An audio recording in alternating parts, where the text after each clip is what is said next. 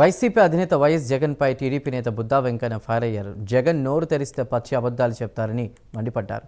గత 5 ఏళ్లలో రాష్ట్రాన్ని సర్వనాశనం చేశారని ఆగ్రహం వ్యక్తం చేశారు. ప్రజలు చిత్తుగా ఓడించిన జగన్లో ఏ మార్పు రాలేదన్నారు. ఏపీకి చంద్రబాబు డేటా సెంటర్ తెస్తే తన గొప్ప అని చెప్పుకోవడం హాస్యాస్పదంగా ఉందన్నారు బుద్దా వెంకన్న. నిన్న జగన్మోహన్ రెడ్డి ప్రెస్ మీట్ చూస్తే అతనికి మతి భ్రమించి మాట్లాడుతున్నట్టు అనిపిస్తుంది.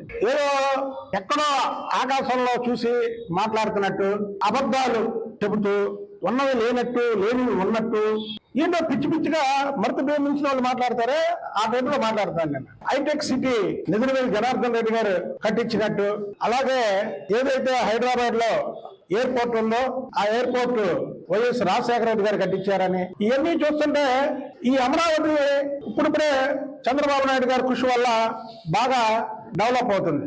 నెక్స్ట్ ప్రెస్ మీట్ లో మా తాత రాజారెడ్డి గారు ముఖ్యమంత్రిగా ఉన్నప్పుడు ఈ అమరావతి రూపకల్పన చేసేదని కూడా చెప్పొచ్చు జగన్మోహన్ రెడ్డి. అంటే వాళ్ళ తాత ముఖ్యమంత్రి చేయలే, కానీ జగన్మోహన్ రెడ్డి ఉన్నవి లేనట్టు లేనివి ఉన్నట్టు చెప్పడంలో దట్ట.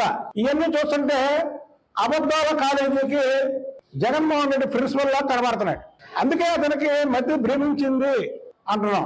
చంద్రబాబు నాయుడు గారు 4 సార్లు ముఖ్యమంత్రి, 4 సార్లు ప్రతిపక్ష నాయకుడిగా ఉన్నటువంటి వ్యక్తిని సిగ్గు ఉందా అని ఆయన అడగడం చాలా విడ్డూరంగా ఉంది. అసలు జగన్మోహన్ రెడ్డికి సిగ్గు మిత్రులు ఉంటే అసెంబ్లీ సాక్షిగా చంద్రబాబు నాయుడు గారిని ఈసారి ఎన్నికల్లో నీకు ప్రతిపక్ష హోదా కూడా రాకుండా చేస్తానని చెప్పి నీకు ప్రజలు ప్రతిపక్ష హోదా ఇవ్వకుండా 11 సీట్లు వేస్తే నాకు ప్రతిపక్ష హోదా కావాలంటున్నావు కాబట్టి నువ్వు అన్న మాట నీకే చెల్లిద్ది.